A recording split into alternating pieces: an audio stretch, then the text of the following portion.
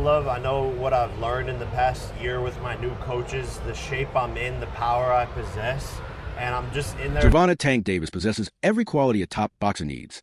He carries explosive power in both hands, sharp timing that lets him strike at the perfect moment, and footwork that keeps him in control of every exchange. His defense is tight, and his instincts allow him to read opponents before they react. Because of these strengths, Davis knows he is far more than just a puncher. He believes he has everything required to compete at the highest level and to continue proving that he is one of the best fighters in the world. His training is taking a toll, but the cure is just as bitter as what ails him. I know I gotta do it. 5 minutes? 5 would be good enough for you. They definitely went to the kids store and get it. That water ain't cold. We know that. I know, but... Get in the water, man. Just get in the water. You can't sit on the edge. Man, just get in there, man.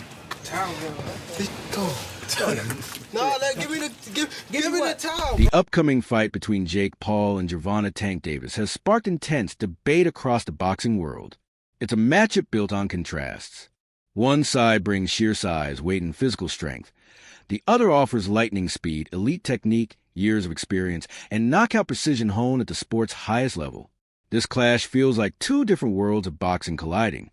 Analysts have spent months pointing out Jake Paul's major weight advantage, a factor that cannot be ignored when assessing the risks inside the ring.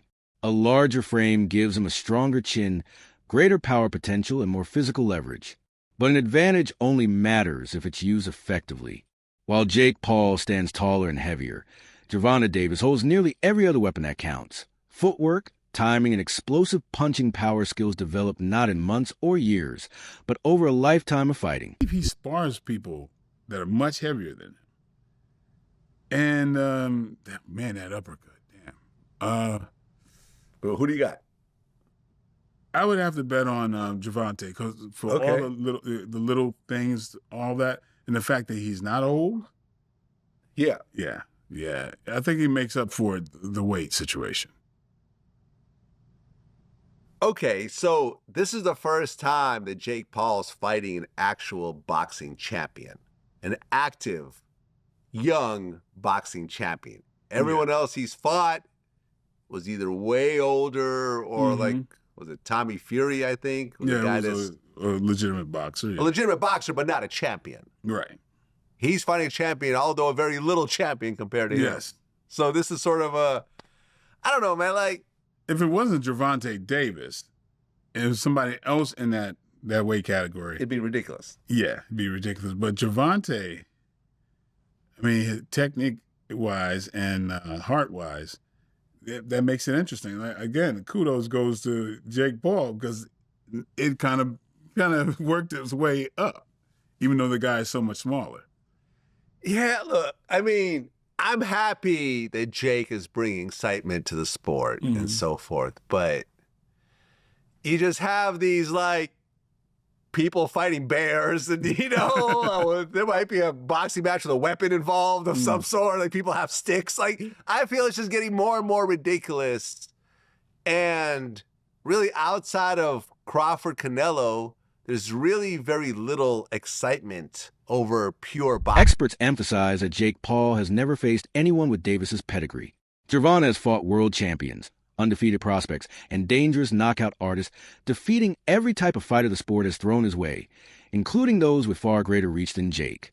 That's why many believe Jake Paul has stepped into a challenge unlike anything he has ever experienced. Even Jake himself recognizes this truth.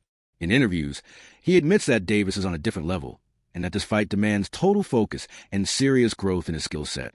That acknowledgement shows he understands the danger before him and knows he cannot afford to approach this contest the same way he did his previous opponents. This fight, he's undefeated, highly skilled, most experienced fighter I've fought, top 5 pound for pound. So I have to have the best version of myself. I know how fast he is. I know how strong he is. I believe I'm stronger, more athletic, and that's my advantage going into the fight, but he pretty much has every other advantage. So I'm locked in, fully focused, feeling amazing already, and just going to put on a performance and have the biggest fight of 2025. Last one, I've seen some people say, oh, Jake, the goal here is just to survive, knowing that's not the case. You're not going in there just to get through 12 rounds with Tank Davis. I would imagine you're going in there to win this fight. Oh, absolutely. Tank's going to be the one surviving. I'm going to, upset a lot of people. And again, they're going to have to say that there's some crazy excuse, fights are rigged.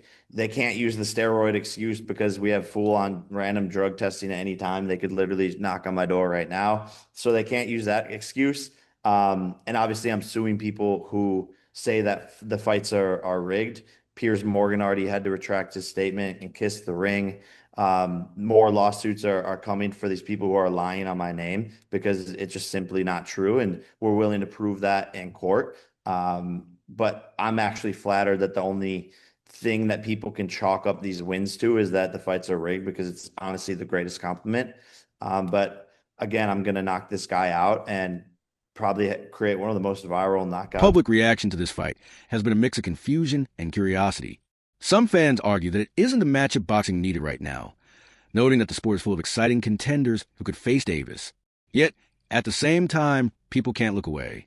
The spotlight of entertainment surrounding Jake Paul has created an event fans still want to see. Observers describe it as a fight that may not settle any competitive debates within boxing, but will undoubtedly capture massive attention, sparking conversation long after the final bell. Was at cruiserweight. Chavez Jr. was a former world champion at middleweight himself, and that sort of made sense. And it was a good win for Jake Paul. He come out there and he beats an ex-world champion. He gets a little bit of credibility, and you go, right, now you're heading in the right direction. You're starting to be, okay, all right, former champions, former fighters, but at least they're boxers. They're not MMA stars, and whatnot. So, yeah, I think that was a move in the right direction. Gervonta Davis is just a little bit of a freak show for me. Yeah, I agree, Spence. I mean, the size difference is a bit of an annoying one as well. But also as well, I hate when they put exhibition in it, because then you think how seriously they're really going to take it. I understand it because of the money involved, but realistically, if there can be a winner, Gervonta Davis should take him out, regardless of the size, pretty easily and pretty quickly. I agree, mate. Totally agree. Gervonta Davis is an active fighter. Like I say, still a pound-for-pound star. Very heavy-handed as well. He should have the movement, forget the size, to be able to slip inside and take Jake Paul out. That's the reality of it. But, yeah, I just find it all very, very strange. Look, I thought an even stranger fight, to be honest, was Jake Paul versus Anthony Joshua. You look at that fight and go, who's going to sanction that? God forbid something happens to Jake. I think that what he's doing for the sport is brilliant in his own right. He's bringing new fans into the sport. He's doing excellent for women's boxing as well. You can't take that away from the kid. And he's been working hard as well. And he's improving. But going in against Anthony Joshua, a former two-time world heavyweight champion and still an active fighter, that's a suicide mission for me. I think that Anthony Joshua, when you look at Francis Ngannou, and look at what AJ does to Francis Ngannou, who would win out of Anthony Former UFC fighter and entertainer Mike Perry offered a blunt take. He pointed out that Davis hasn't delivered the same level of knockout highlights in recent bouts as he did earlier in his career. Perry's comment doesn't question Tank's power. It highlights rising expectations. Fans have come to rely on Davis to deliver spectacular finishes every time he steps into the ring, a reputation that brings immense pressure, especially when facing a larger opponent capable of absorbing more punishment.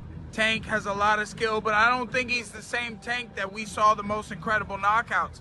We saw him, Lamont Roach performed great. They went to draw, and, I just don't know. And Tank walked away. I don't know if he loves it enough to beat a guy who outweighs him by 80.